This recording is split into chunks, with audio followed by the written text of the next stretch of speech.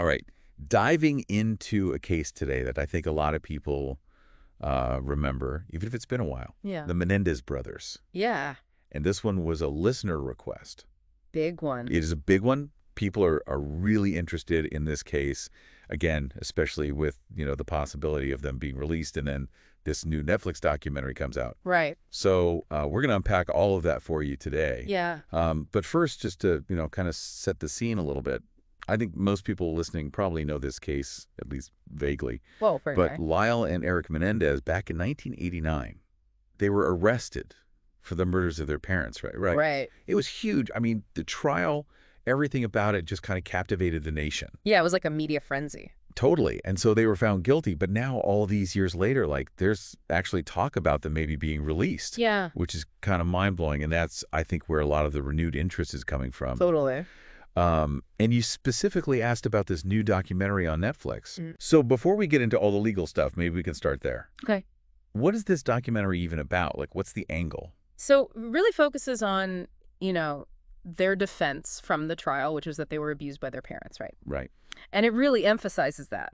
But what's interesting is it's not just, rehashing the same arguments from back then. They actually dig up this letter that Erik, one of the brothers, wrote to a friend. Oh, wow. And it's detailing the abuse. And this letter, it wasn't allowed to be used as evidence in the original trial. Oh, really? Yeah. So they really focus on this letter and how it changes things. Oh, that's crazy. Yeah. It makes you wonder, what if the jury had seen that? Would it have changed their minds? Exactly. It's this whole what if scenario. And that actually ties into the next thing I wanted to ask you about, which is, are they actually going to get out? Is this release a real possibility?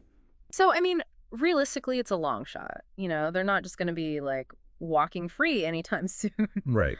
But there have been some legal changes. Recently, the California Supreme Court, they made this ruling about, it's kind of complicated, but basically it limits when prosecutors can use past bad behavior as evidence in sentencing. It has to be more directly related to the crime. Okay. So the Menendez brothers' lawyers, they're arguing that this ruling applies to their case, that, some of the evidence used against them in sentencing, it shouldn't have been allowed. Because it was stuff from way back or something. Yeah, prior acts not directly related to the murders. Interesting. So hypothetically, if they win that argument, it could mean a reduced sentence, but it's a very specific legal strategy, and it's not guaranteed at all. Right. So definitely an uphill battle. Oh, for sure.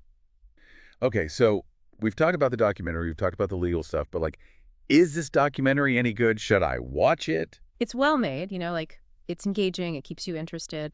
But Right. I felt like it definitely leans heavily into that abuse narrative. Okay. I'm not saying it's not true, but it's definitely presented from a certain perspective. So it's not necessarily trying to present both sides. Right. It's more about raising questions and getting you to think about the abuse allegations seriously. And I guess that makes sense, right? If it's focused on the letter and all that, it's kind of their side of the story. Exactly. So it almost sounds like if somebody wanted to really dive into all sides of this case, they'd almost have to watch this documentary and then go read some other stuff too, right? Yeah, I think that's fair to say. This documentary is a piece of the puzzle, but it's not the whole picture. Gotcha. Well, I mean, either way, it sounds like it sparked some important conversations, right? Oh, absolutely. This whole thing just brings up so many complex issues. Abuse, justice, how we view these cases years later. It's a lot to unpack. It really makes you think, too, about life sentences in general. The Menendez brothers were young when this happened. Yeah, barely adults. Right. And so they've already served, 30 years? Yeah. More? Something like that. And so, even if they did get out, they've already served a significant amount of time. It's just, there's no easy answers with this case. No, definitely not. So, I mean, I guess for a listener who wrote in, if you're really interested in this case, and particularly the abuse angle, this documentary sounds like it's worth checking out. I'd agree with that. But just know that it's, coming from a specific point of view, so you might want to do some additional digging if you want the full picture. Definitely. It's one of those things where the more you learn, the more you realize how much you don't know. Exactly. And this case, man, it really makes you think, doesn't it? About, justice, forgiveness, second chances, all of that. It really does. And how, like you said, our understanding of justice evolves, Right.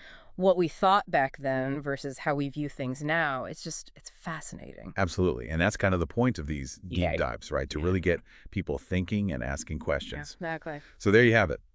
The Menendez Brothers case. Mm-hmm. Still captivating, still relevant all these years later.